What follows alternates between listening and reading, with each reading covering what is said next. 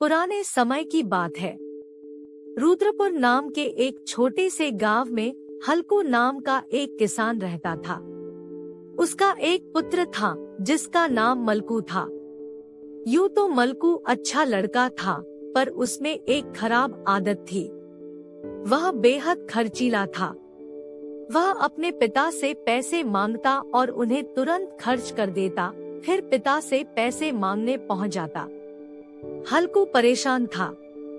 उसने सोचा कि अगर मलकू ऐसे ही पैसे खर्च करता रहा तो कभी भी पैसे की कीमत नहीं पहचान पाएगा और भविष्य में गरीब हो जाएगा।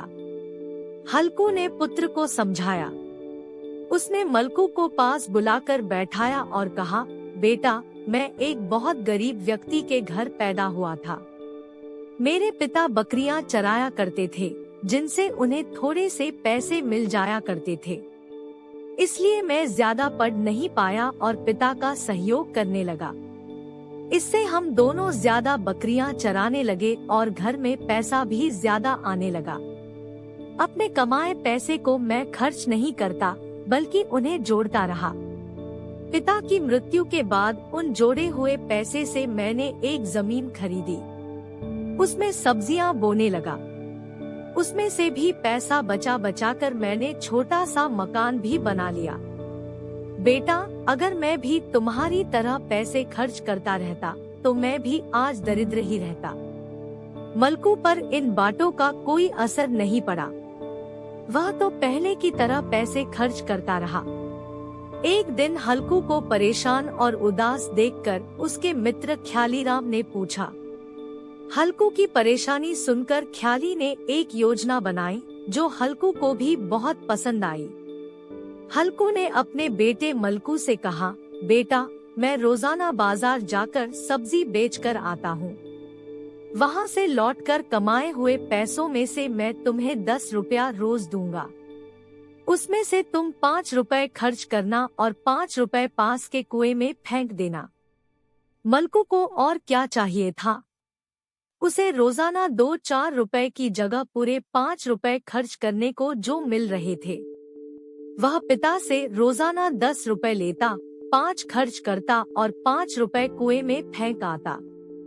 एक दिन योजना के अनुसार हल्कू ने बीमार होने का बहाना बनाया। उसने मलकू को बुलाकर कहा, बेटा मलकू, मैं बहुत बीमार हूँ। कल से तुम्हें ही कुछ दिन के लिए खेत पर जाकर काम करना होगा, नहीं तो मैं तुम्हें पैसे कहाँ से दूंगा। अगले दिन सुबह ही मलकू खेत पर चला गया। वहाँ उसे दिन भर कड़ी मेहनत करनी पड़ी। शाम को उसे सब्जियां बेचने बाजार भी जाना पड़ा। लौटने पर वह थककर चूर था।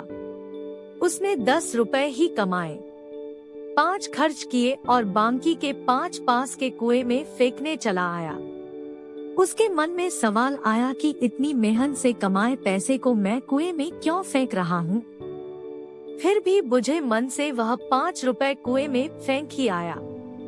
अगले दिन भी ऐसा ही हुआ, मगर कुएं में पैसे फेंकते हुए मलकू को अब तकलीफ हुई। काफी देर तक वहाँ खड़ा रहने के बाद आखिर उसने फिर से 5 रुपए कुएं में फेंक दिए और घर चला गया। तीसरे दिन तो उससे नहीं रहा गया। वह कुएं में पैसे फेंके बिना ही चुपचाप चला आया। पिता हल्कू ने कारण पूछा तो उसने कहा, पिताजी, इतनी मेहनत से कमाए पैसे हम कुएं में क्यों फेंके?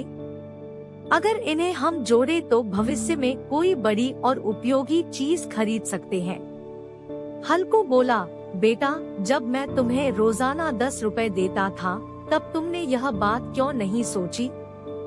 पिताजी, वह मेरी भूल थी। आप दिन भर खेत में पसीना बहाते और मैं मूर्ख उन पैसों को कुएं में फेंक आता।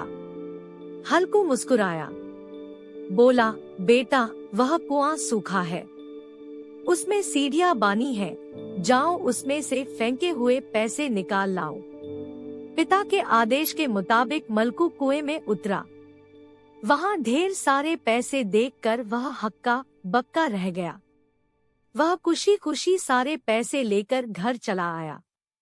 रास्ते में उसने सोचा कि वह 5 रुपए बेकार की चीजों में खर्च करता है, उन्हें भी जोड़े तो भविष्य में साइकिल खरीद सकता है।